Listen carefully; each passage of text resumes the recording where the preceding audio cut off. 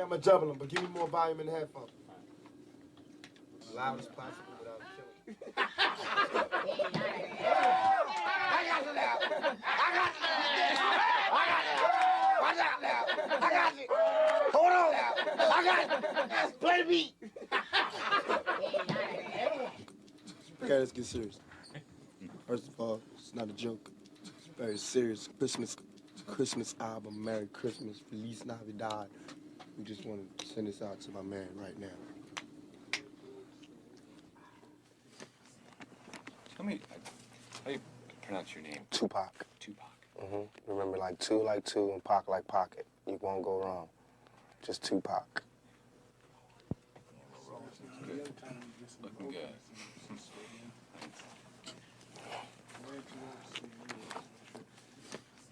What's your best Christmas memory? Let me see. When I thought we didn't get any gifts for Christmas, I was in Baltimore. I thought we didn't get nothing.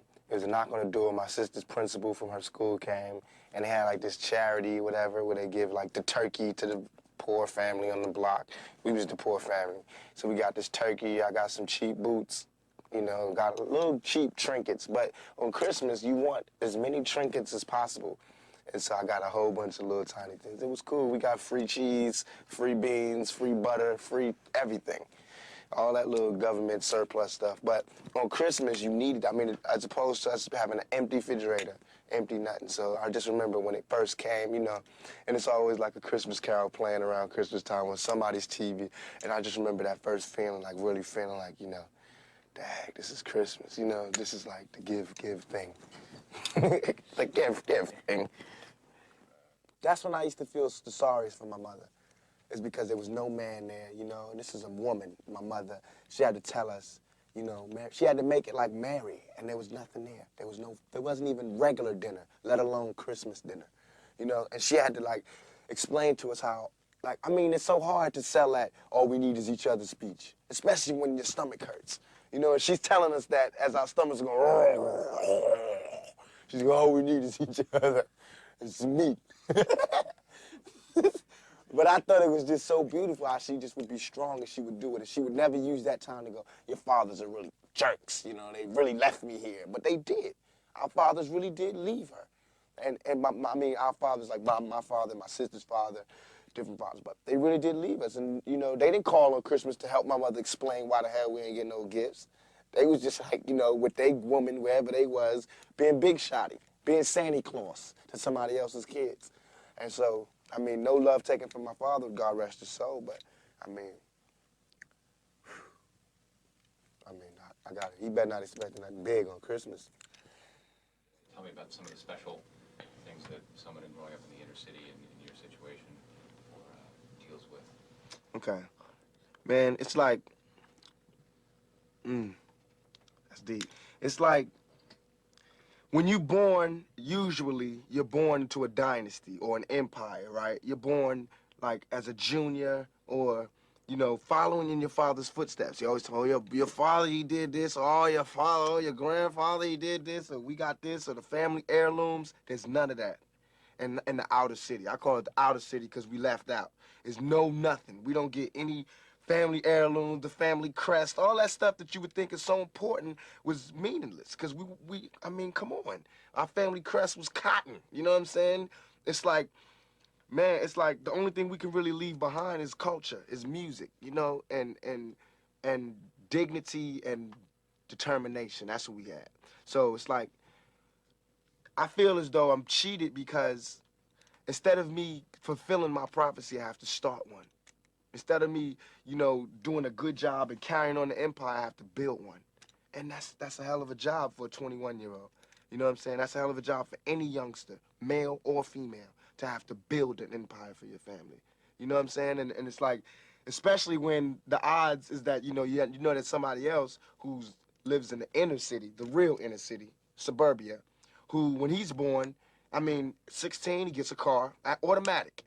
There's money in the bank for college. It's Christmas, go to vacation somewhere. Our vacations was down the street, cross town, grandma house. You know what I'm saying? That was the vacation. Or, or jail. to be even more real. And I hate to make this like sad story, but it's real. Cause this world is such a and when I say this world, I mean it. I don't mean in an ideal sense. I mean in every day, every little thing you do. It's such a gimme, gimme, gimme. Everybody back off. You know, everybody's like, you taught that from school, everywhere. Big business. If you want to be successful, you want to be like Trump, gimme, gimme, gimme, push, push, push, push, step, step, step, crush, crush, crush. That's how it all is. And it's like, nobody ever stopped. Just, you know, I feel like instead of us just being like, slavery's bad, slavery's down, bad whitey, bad whitey. I mean, all right, let's stop that. And everybody's smart enough to know that, I mean, we've been slighted. And we want ours. And I don't mean by like ours, 40 acres and a mule, because we passed that. But we need help. I mean, for us to be on our own 2 feet, us meaning youth or us meaning black people, whatever you want to take it for us to be on our own 2 feet, we do need help.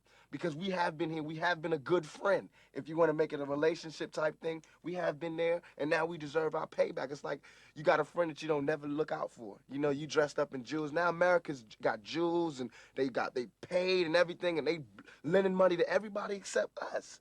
And it's like, you know, everybody need a little help on their way to being, you know, self-reliant. I mean, if this is truly a melting pot in the country where we care about it and Lady Liberty got a hand like this, she really loves us, then we really need to be like that.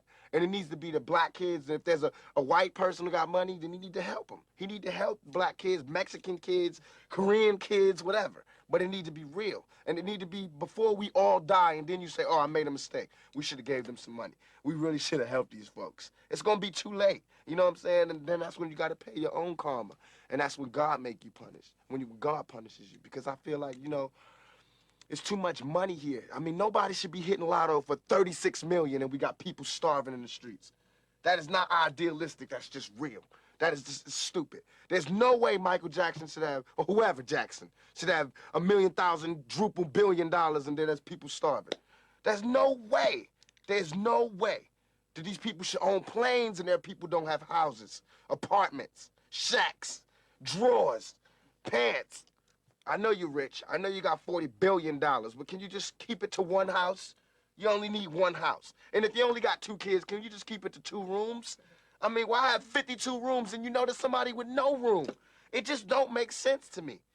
It don't. And then these people celebrate Christmas. They got big trees, huge trees, all the little trimmings. Everybody got gifts, and then somebody's starving.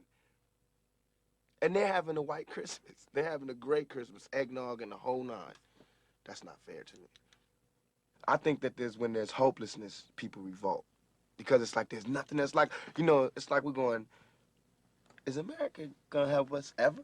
You know, because, I mean, we know for a long time they haven't. Are they ever? And it's like all these things are showing us no. And you know there's somebody going, no, they're not going to help you. No, they're not going to help you. And then, of course, we seeing, no, they're not helping us. All BS aside, it all comes down to we got to survive. I mean, even warriors put their spears down on Sundays. We got to survive here in this country. Because I'm not going back to Africa.